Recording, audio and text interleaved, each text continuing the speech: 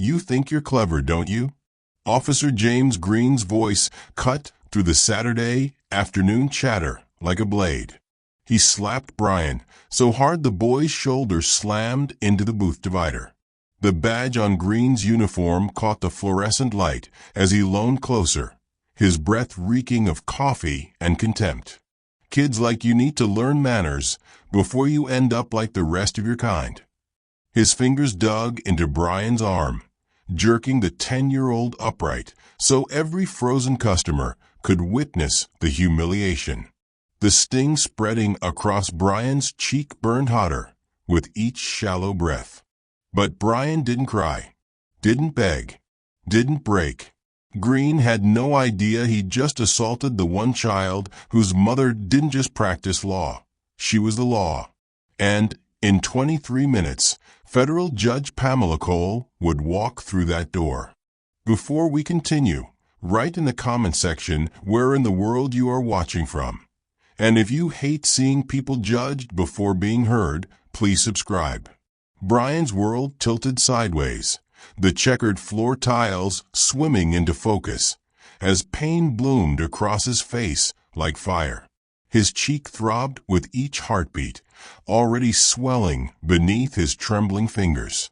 The taste of copper filled his mouth where his teeth had caught his inner lip. "The kid bumped into me," Green's voice boomed above him, addressing the silent diner like a prosecutor making closing arguments. Then had the nerve to mouth off. "You all saw it." No one spoke. No one moved. Devin crouched beside Brian, his burger abandoned, hands hovering uselessly as if afraid to touch his friend. Across the aisle, Jake's mother had already pulled her son from his seat, phone pressed to her ear, her whispered words urgent and clipped. Jake looked back at Brian with wide, frightened eyes before his mother pushed him toward the exit. Brian hadn't bumped into anyone. He'd been sitting in the booth, laughing at Devin's terrible joke about their goalie, when Green walked in. The laughter died the moment the officer's eyes locked onto him. 3 seconds later, Green was standing over their table. Ruth Martinez appeared with a dish towel wrapped around ice, her hands shaking so badly the cubes rattled. She knelt beside Brian, pressing the makeshift compress gently against his face. "It's okay, sweetie," she whispered, but her voice cracked on the last word. Brian had seen Mrs. Martinez handle drunk customers, break up arguments, and once chase off a man who tried to leave without paying. He'd never seen fear in her eyes before. "Ma'am, I'm going to need that security footage." Green's tone shifted to bureaucratic efficiency, as if the violence of 30 seconds ago had never happened. He pointed at the camera mounted behind the counter, its red recording light steady and accusatory. Ruth stood slowly, knees popping. Her jaw worked as if chewing words too dangerous to swallow. "The camera." She glanced at Brian, then back to Green. "It hasn't been working right. Been meaning to get it fixed." Green's eyes narrowed. He stepped closer, his bulk casting Ruth in shadow. For a long moment, only the hum of the industrial refrigerator filled the silence. Then Green smiled, thin, knowing, cruel. "That's real unfortunate. Real unfortunate." He adjusted his belt, the leather creaking. "You make sure to get that fixed, you hear? Never know when you might need it." The bell above the door chimed as he left, the sound obscenely cheerful. The moment Green's patrol car pulled from the lot, the diner exhaled. Silverware clinked.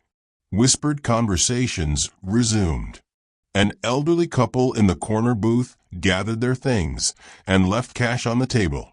No waiting for the check. Others followed. Within 2 minutes, half the customers had fled.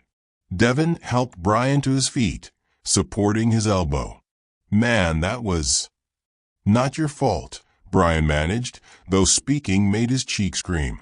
Ruth locked the front door and flipped the sign to closed. Her hand still shook as she pulled her phone from her apron pocket. Brian watched her thumb hover over the screen, indecision written across her weathered face. Then something hardened in her expression, the same look Brian had seen when she chased the man who tried to skip his bill. She pressed dial. Hello? Yes, is this Judge Cole? This is Ruth Martinez from Riverside Diner. Ma'am, something's happened to Brian. You need to come now. The door flew open 20 minutes later with enough force to rattle the blinds. Pamela Cole strode in wearing the armor of her profession, tailored navy suit, pearl earrings, American flag pin affixed precisely above her heart. Her heels struck the tile floor like a gavel announcing order in the court. But it was her eyes that made Devin take an involuntary step backward. They swept the diner with a kind of focused intensity that could dissect a witness on the stand. Then she saw Brian. The mask shattered. Baby. The word came out strangled as she crossed the distance in 3 strides, dropping to her knees beside the booth where he sat with the melting ice pack pressed to his face. Her hands, steady hands that had signed hundreds of orders, never trembled during sentencing, shook as they cupped his chin, tilting his face toward the light. The bruise had bloomed purple and angry, spreading from his cheekbone to his jaw. Her thumb traced the air just above the swelling, afraid to cause more pain. Who did this? Her voice dropped to something quiet and lethal. Officer Green, ma'am. Ruth approached, wringing her apron between calloused hands. I called you because, well, I know who you are, Judge Cole. You probably don't remember, but 5 years ago you presided over my brother's immigration case. Everyone said he'd be deported for sure, but you... She swallowed hard. You saw him, really saw him, gave him a chance to stay, to become a citizen. Miguel just got his master's degree last month. Pamela stood slowly, recognition flickering across her features. Ruth Martinez. Your brother worked construction, wanted to be an engineer. Civil engineer now, thanks to you. Ruth's voice strengthened. So when that animal put his hands on Brian, I knew if anyone could do something, it would be you. She reached into her pocket and produced a small flash drive, pressing it into Pamela's palm like a secret. The camera works just fine. I backed up the footage before Green could come back for it. Pamela's fingers closed around the drive. May I use your office? Ruth led her to the cramped back room that smelled of fryer oil and old receipts. The computer was ancient, but it loaded the video file. Pamela sat down, spine rigid, and pressed play. The footage was grainy, but damning. Brian laughing with his friends. Green entering the frame. No collision. No confrontation. Just Green's sudden movement, his hand connecting with Brian's face with enough force that the boy's head snapped sideways. The timestamp read 2:47 p.m. The assault lasted 4 seconds. The terror in her son's eyes would last considerably longer. Pamela watched it twice. On the second viewing, her jaw muscles flexed, the only outward sign of the fury building behind her measured facade. She ejected the drive and stood, smoothing her suit jacket with deliberate precision. Ruth, I need you to make me a list. Every customer who was here. Every detail you remember. She paused at the doorway, her reflection caught in the darkened window, a woman in a suit, but with the eyes of a warrior. I'm not just filing a complaint. I'm going to burn down whatever system protected this man. And I'm going to build something better from the ashes. Ruth nodded once, already reaching for a notepad. Behind them, Brian sat with Devin, still holding the ice to his face, not knowing his mother had just declared war. Monday morning arrived with overcast skies that matched the atmosphere inside the Riverside Police Department. Pamela walked through the precinct doors with Marcus at her side, his leather briefcase containing 3 copies of their formal complaint, time-stamped photographs of Brian's injuries, and a backup of the security footage. Marcus had spent 15 years fighting civil rights cases in courtrooms across 3 states. He knew the language of institutional resistance by heart. Desk Sergeant Thomas Brennan looked up from his computer, recognition flickering across his weathered face when he saw Pamela's credentials. 20 years on the force had taught him how to read people, and right now he was reading trouble. Judge Cole. He stood, offering a handshake that felt obligatory. What can I do for you? We're here to file a formal complaint against Officer James Green for assault on a minor. Pamela's voice carried the same measured authority she used when ruling from the bench. She slid the documentation across the desk. Brennan's eyes scanned the paperwork, his mouth working like he was chewing something bitter. I see. Well, these situations often look different from multiple perspectives. He cleared his throat, glancing toward the hallway where voices and radio chatter echoed. Officer Green's been with us for 8 years. Exemplary record. Community Service Awards. I'm sure there's been some misunderstanding. There's video footage. Marcus's interruption was surgical, crystal clear. Unprovoked assault witnessed by a dozen civilians. Something shifted in Brennan's expression, a hardening around the eyes, a tightness in his jaw. His fingers drummed once against the desk before going still. Video footage. I see. He picked up a pen, clicked it twice. Well, any complaint involving use of force goes straight to internal affairs. They'll conduct a thorough investigation, interview witnesses, review all evidence. His tone had gone flat, rehearsed, like he was reading from a script he'd memorized years ago. How long does internal affairs typically take? Pamela asked. Depends on the complexity. Could be weeks. Could be months.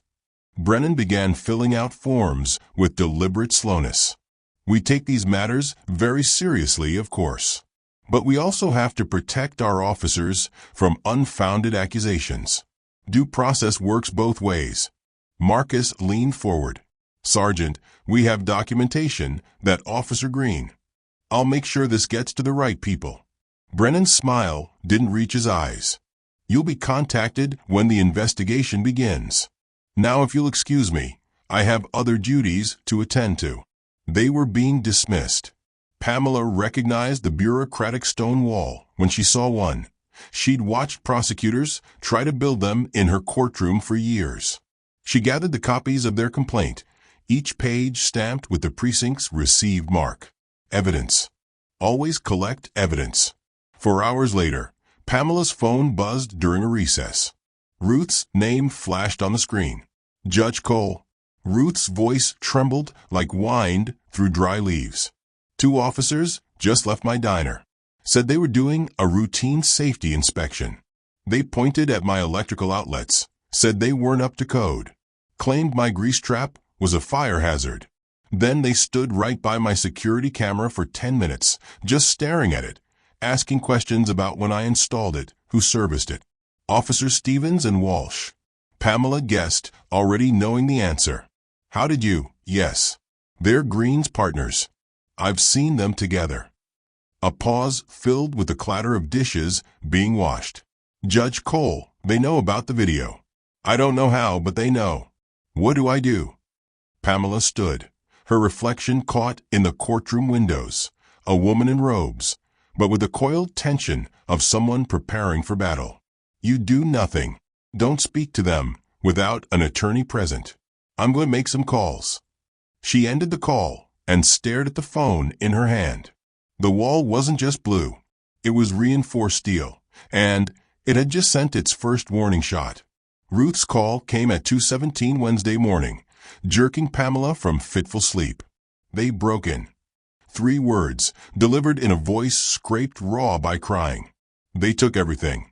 Pamela arrived at the diner 40 minutes later to find Ruth standing amid shattered glass, arms wrapped around herself like she was holding her body together by force of will. The back door hung crooked on its hinges. Inside, the office looked like a tornado had passed through with surgical precision. Papers scattered, drawers yanked open, their contents spilled across the floor. But it was the wall behind the counter that made Pamela's blood freeze. The security camera hung by its wires, ripped from the mounting bracket with enough violence to crack the drywall. The DVR unit was gone entirely, its cables cut and dangling like severed arteries. They didn't take the cash register. Ruth's laugh came out brittle and sharp. Didn't touch the safe. Just the recordings. All of them.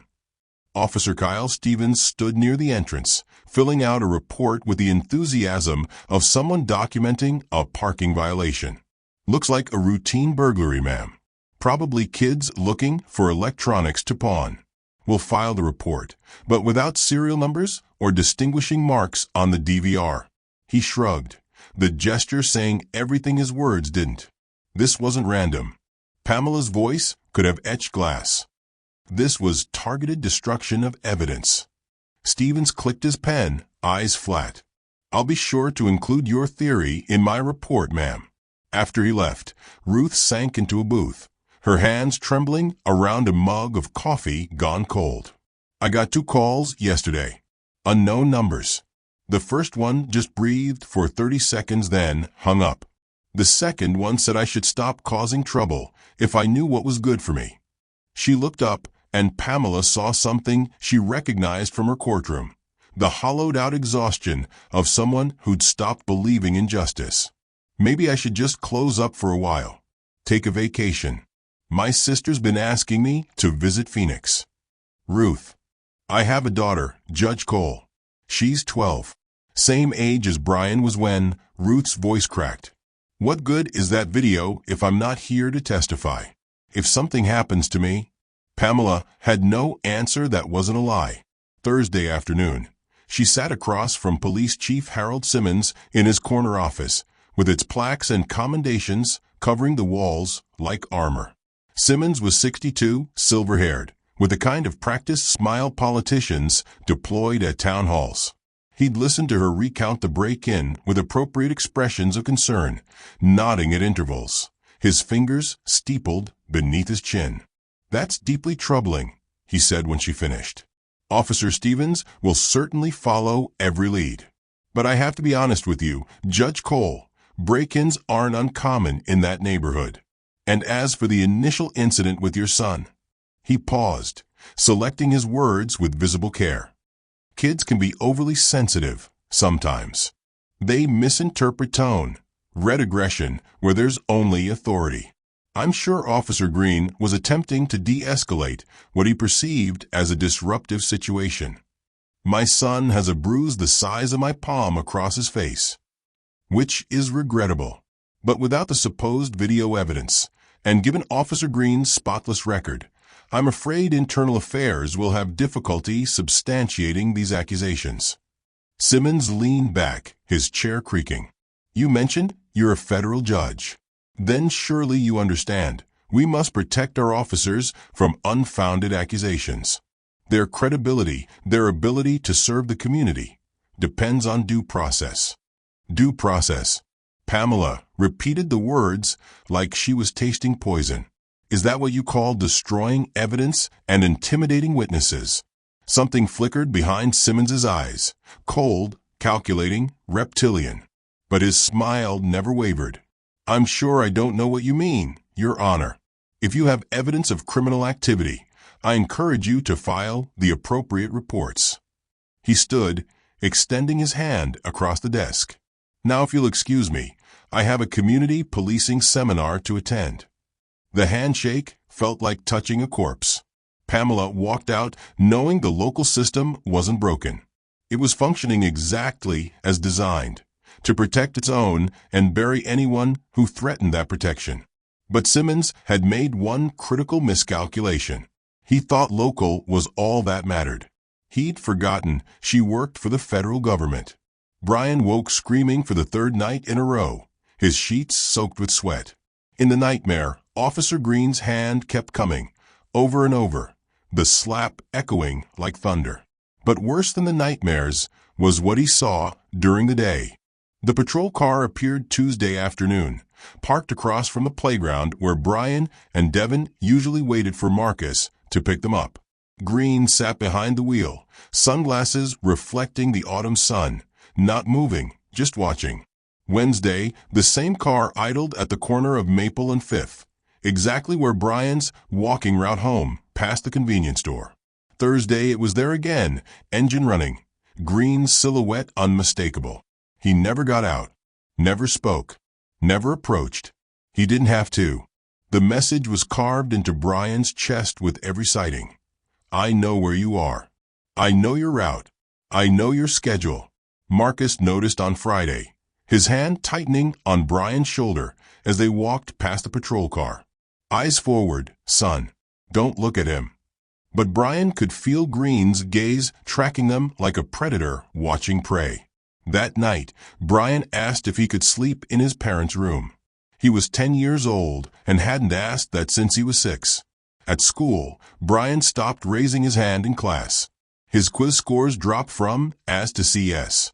During lunch, he sat with his back to the wall, watching the doors.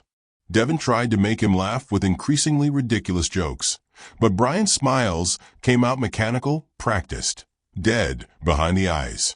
Mrs. Rebecca Thompson noticed during Tuesday's math lesson when Brian flinched at a door slamming in the hallway. She'd been teaching 5th grade for 18 years and recognized trauma when she saw it. After class, she pulled him aside gently. Brian, sweetheart, is everything okay at home? Brian's throat worked, but no words came. He wanted to tell her, wanted to say that a cop was stalking him, that he couldn't sleep, that every uniform he saw made his heart jackhammer against his ribs. But the words stayed trapped behind his teeth. Devin, however, had no such hesitation. During recess, while Brian sat alone on the swing set, Devin approached Mrs. Thompson and told her everything. The diner, the SLAP, the patrol car that followed them like a shark circling. He spoke in the rushed, tumbling way of someone who'd been holding a secret too heavy to carry. Mrs. Thompson's face went pale, then flushed red. My God. That evening, she called Pamela's chambers and left a message marked urgent. When Pamela returned the call, Mrs. Thompson's voice shook with barely suppressed rage. Judge Cole, I should have called sooner.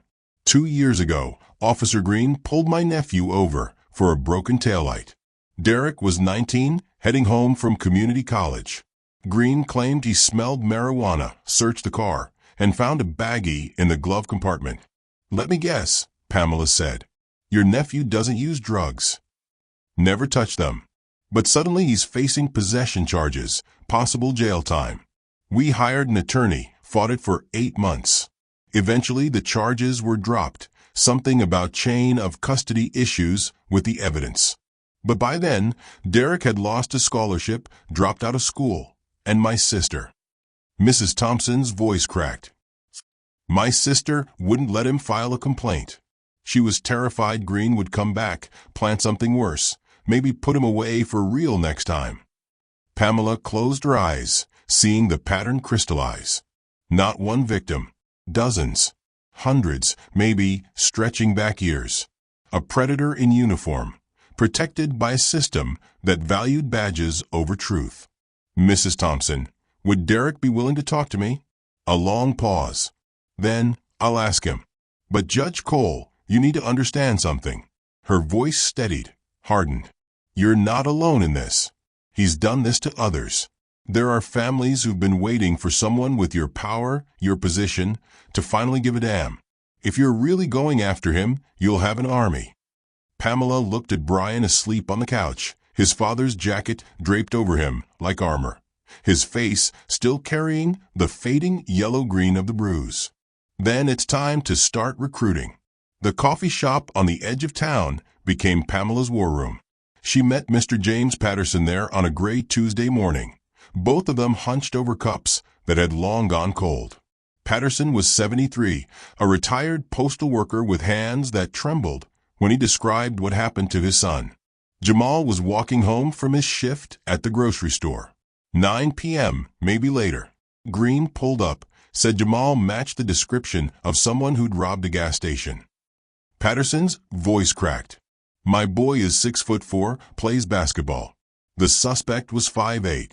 But Green put him in cuffs anyway, slammed him against the hood so hard it left bruises on his ribs.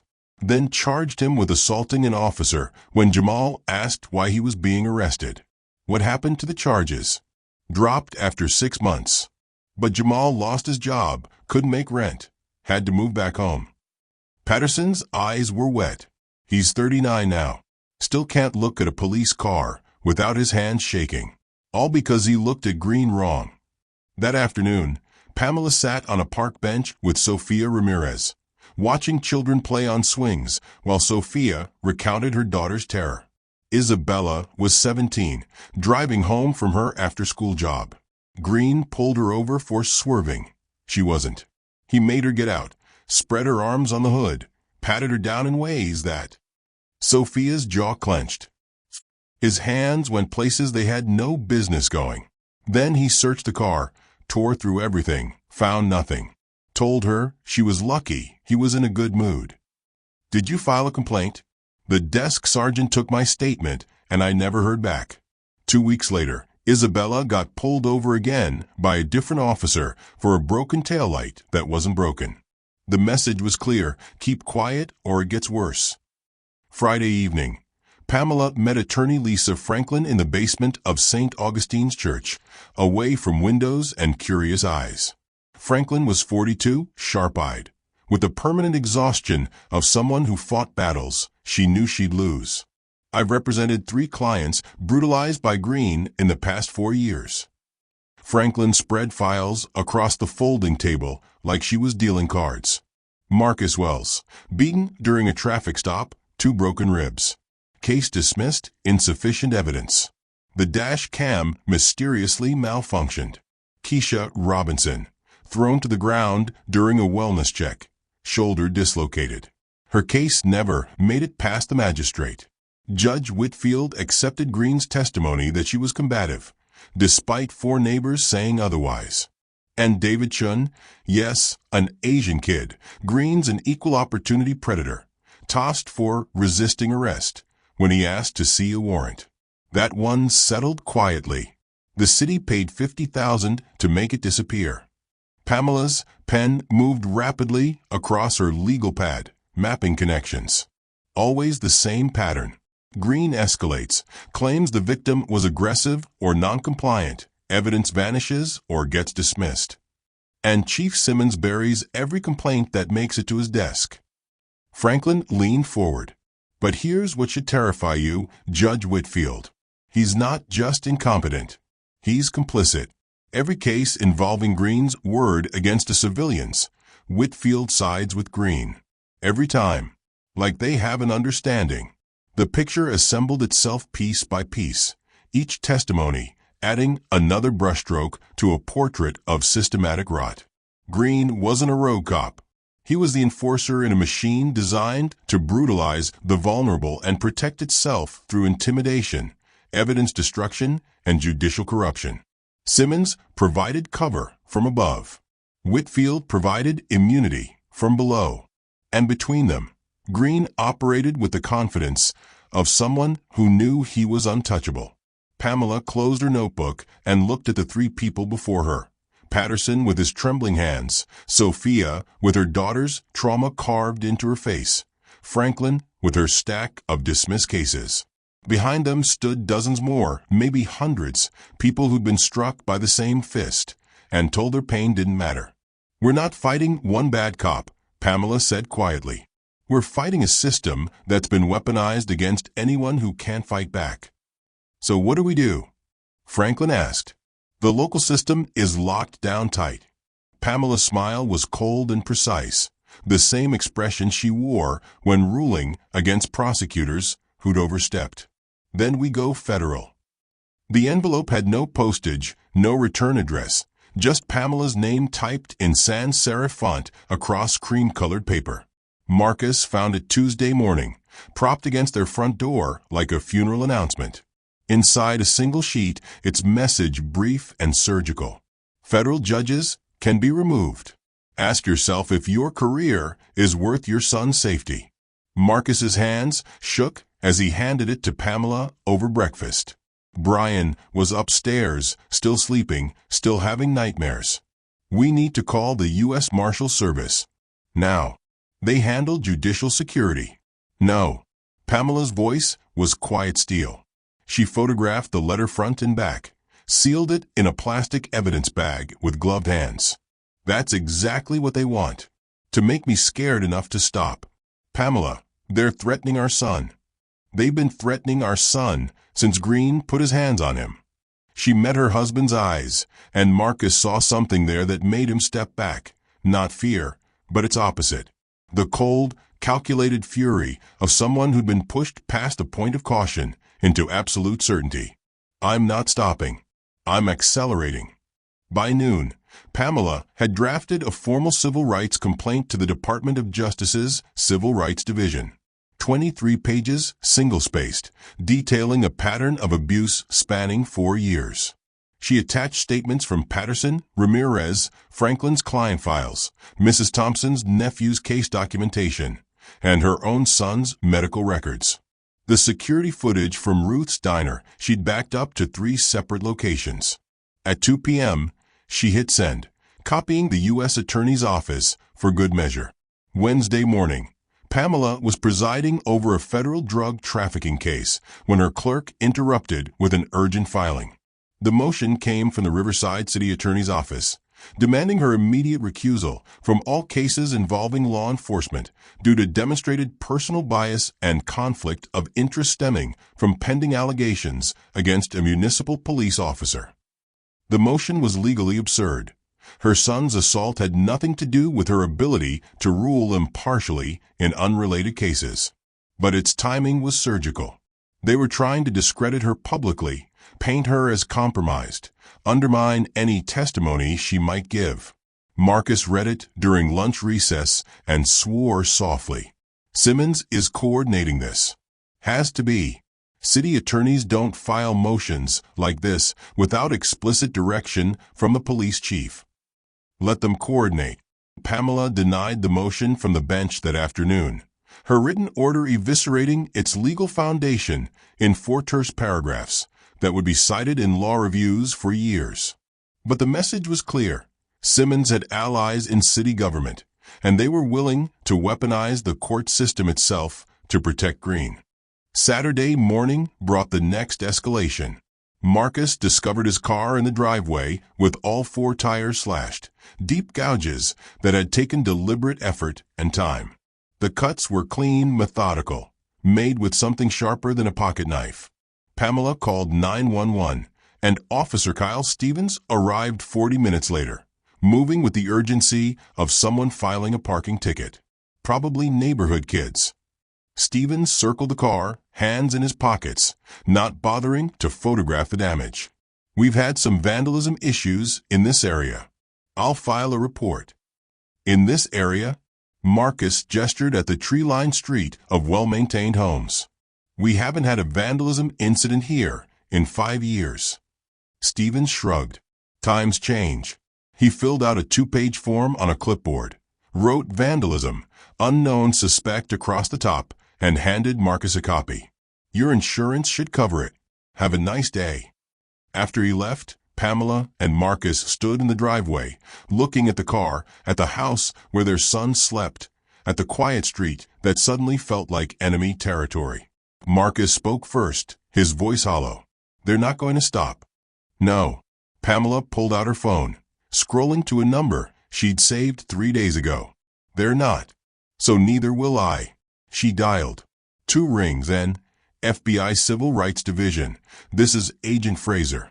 Agent Fraser, this is Federal Judge Pamela Cole. We spoke at the judicial conference last year. I'm calling because I have a case that needs federal intervention immediately. Agent Nicole Fraser called back Monday morning with the focused intensity of someone who'd spent the weekend working. Judge Cole, I've reviewed your complaint. All 23 pages, every attachment, every witness statement. I need you to understand something before we proceed. What you've documented isn't new to us. Pamela's hand tightened on her phone. What do you mean? The Riverside Police Department has been on our radar for 14 months. We've received 6 separate complaints alleging civil rights violations, excessive force, evidence tampering. But every witness recanted or refused to cooperate. Every complaint died before we could build a prosecutable case. Fraser's voice carried the weariness of someone who'd watched justice slip through her fingers repeatedly. Your complaint is different. You have video evidence we can authenticate. You have multiple witnesses willing to testify on record. You have documentation of systematic obstruction by Chief Simmons and potential judicial complicity by Magistrate Whitfield. Judge Cole, you've handed us a roadmap. What happens now? Now we move fast before they realize what's coming. I'm assembling a task force, FBI, DOJ Civil Rights Division, U.S. Attorney's Office. We'll need formal statements from every witness you've contacted. We'll need the original security footage authenticated by our forensics team. And we'll need you and your family to be prepared for significant scrutiny. They're going to attack your credibility, your motives, your fitness to serve on the bench. Pamela looked across the kitchen where Brian sat pushing cereal around his bowl. The bruise finally faded, but the haunted look still resident in his eyes. Let them try. That evening, Marcus's phone buzzed with an unknown number. He almost didn't answer. They'd received a dozen threatening calls since the tire slashing. But something made him pick up. Mr. Cole, this is Deputy Aaron Mitchell from the Fairfield County Sheriff's Office. The voice was young, uncertain, weighted with something that sounded like shame. I heard through the department grapevine about your son's case. About Officer Green. I need to tell you something, but I need your word it stays confidential until I can get protection. Marcus put the phone on speaker, gesturing for Pamela. You have our word. What is it? 2 years ago, we did a joint operation with Riverside PD serving warrants. I was partnered with Green for the day. We arrested a suspect, black male, mid-20s, wanted for parole violation. He was compliant, hands up, no resistance. Green put him in cuffs, then slammed his face into the hood of the patrol car. Broke his nose, knocked out 2 teeth. The guy wasn't even struggling. Mitchell's breathing was ragged. I started to intervene, but my sergeant pulled me aside, said Riverside handles their prisoners their way, told me to keep my mouth shut if I knew what was good for my career. Why are you coming forward now? Pamela asked. Because I've been carrying that man's blood on my conscience for 2 years.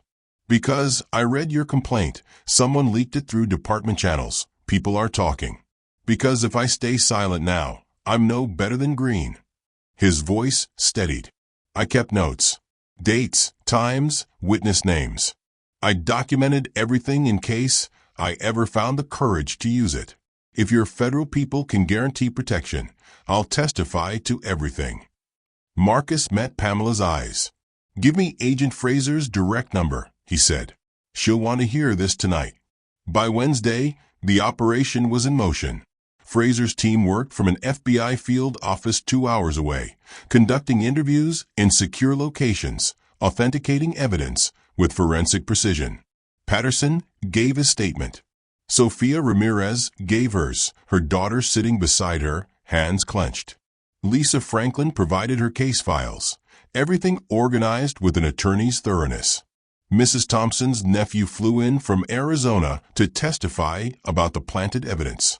Deputy Mitchell sat for 6 hours with federal investigators, his notes corroborating patterns that stretched back years.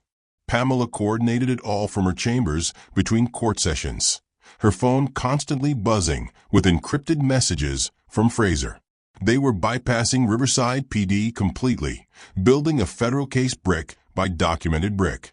Simmons and Green didn't know yet, but the wall of blue they'd built to protect themselves was about to be demolished by a force they couldn't intimidate, couldn't threaten, couldn't make disappear. How long until you move? Pamela asked Fraser during a late-night call. 72 hours. We're getting arrest warrants signed by a federal judge, not you, to avoid any appearance of conflict. Thursday morning, we come in hard. Fraser paused. Judge Cole, when this breaks, it's going to be ugly. Are you ready? Pamela looked at the framed photo on her desk. Brian at his soccer game, mid-laugh, before Green had taught him to be afraid. I've been ready since the moment he put his hands on my son. The autumn air carried a sharp clarity that seemed fitting for the morning federal marshals arrived at the Riverside Police Department. Officer James Green was drinking coffee at his desk when they walked through the door, badges displayed, arrest warrant in hand. He didn't resist. Chief Harold Simmons was pulled from a budget meeting, his face draining of color as the charges were read: obstruction of justice, conspiracy to violate civil rights. In separate squad cars, Officers Stevens and Walsh learned that deleting body camera footage and intimidating witnesses carried federal consequences that local connections couldn't erase. By noon, Judge Whitfield had been suspended pending investigation, his career suddenly as fragile as the complaints he'd dismissed with such casual authority. The network that had operated in shadows for years collapsed in a single coordinated sweep. 2 weeks later, Brian stood in a federal courtroom that wasn't his mother's, facing a grand jury instead of a single indifferent judge. His hands were steady now. His voice didn't waver as he described the diner, the insults, the moment Green's fist connected with his face. Devin sat in the front row, a quiet presence that reminded Brian he wasn't alone anymore. After Brian finished, something remarkable happened. 6 other families came forward. Different victims, different dates, but the same officer and the same chief who'd made their complaints disappear. The pattern was undeniable now, rendered in official testimony that couldn't be buried in a filing cabinet. Ruth's Diner had become something more than a restaurant. She'd reopened with reinforced security cameras and a mural painted by local children that covered the wall where Brian had been struck. The artwork depicted scales balanced between courage and justice, hands reaching toward light. On a warm evening 3 months after the arrests, the dining room filled with people who'd watched one family's refusal to accept injustice crack open a system that had failed them all. Pamela stood near the counter, not wearing judicial robes, but speaking with the same authority she'd brought to every courtroom. My son was assaulted for no reason except the color of his skin and an officer's assumption that he could act with impunity, she said. I'm a judge, and even I couldn't get justice through the normal channels.